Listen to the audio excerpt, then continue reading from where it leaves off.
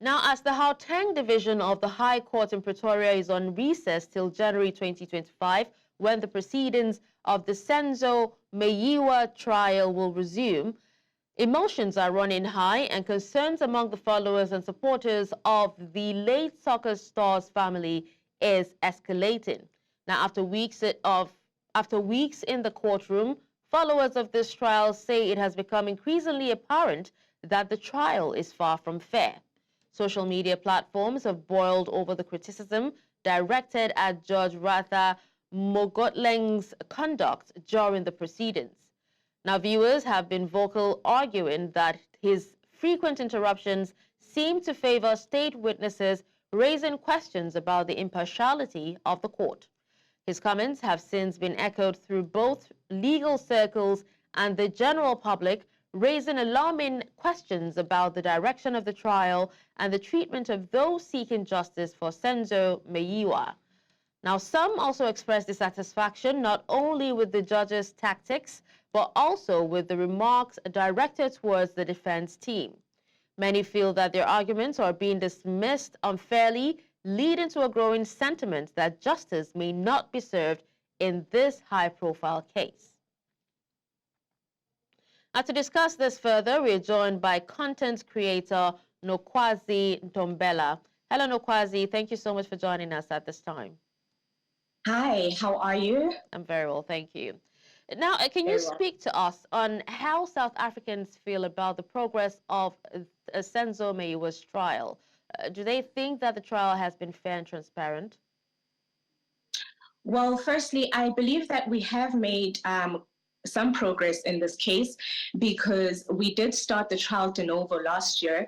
And considering that the state is nearing the end of their case, we have made some progress. However, when it comes to the fairness of the judge, it is very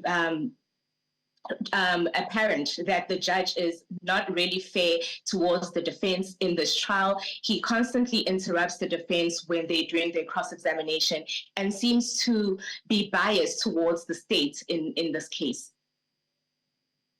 All right, now you talked about the judge not being fair in the trial. Have there been any disparities in how witnesses have been treated in the court? And also, just before you answer that, what are the implications of these disparities and also the trial's outcome? Well, firstly, the judge does seem to be a bit lenient when it comes to the witnesses of the state. He does allow them to get away with quite a lot.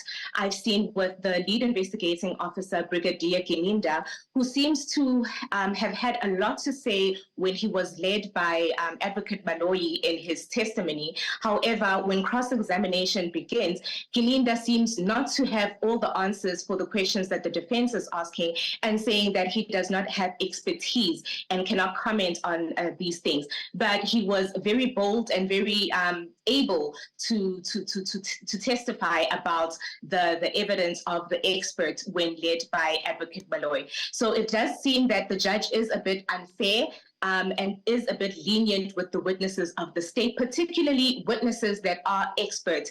As we do know, we did have an expert witness in this case that dealt with cell phone evidence, Mr. Steyn or Colonel Steyn. And that evidence, for me, it seems that the judge has taken that evidence and is literally going with it without having it actually go through the proper processes of cross-examination.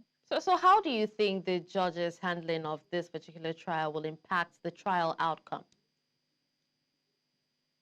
Well, looking at the case at the moment, I see the judge convicting the 5 accused before the court, even though the evidence is not as overwhelming as we were told it would be.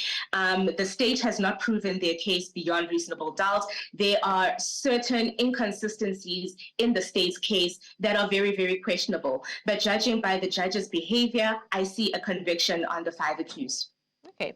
Now, can you speak to us, Nokwazi, on how the followers of Senzo Meyiwa have actually reacted to the news of Ngomezulu's passing? Do you think that his death will impact the trial outcome?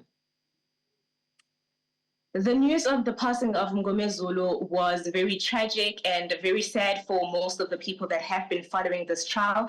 As you will recall, he did join this team of defense during the trial within a trial where we were dealing with the admissibility of the confessions of the two accused. And he has come in with a lot of energy, with a robust way of cross-examining the witnesses. And we, as the public, do feel that it is a great loss for the defense in this case. However, I do believe that the defense have done a very good job so far, and it's just a matter of finishing the state's case and leading the case of the defense to see where we will go with this. Okay, but in your opinion, do you think that, the family would finally get justice in this trial, considering the challenges and controversies that have arisen? To be quite honest, in this court, I don't believe justice will be served. Just observing the things that have transpired in this court, I do not believe justice will be served. However, I do believe that the defense do have a strong case to actually take this to the Supreme Court and appeal.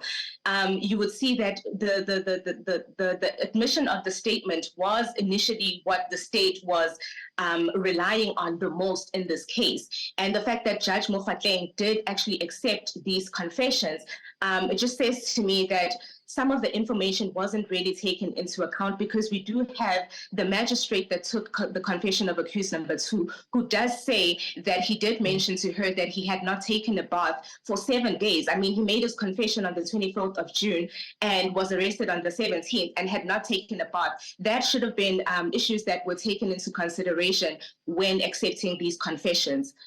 Okay. All right. Well, thank you so much, Nokwazi, for joining us and speaking to us on this. Thank you.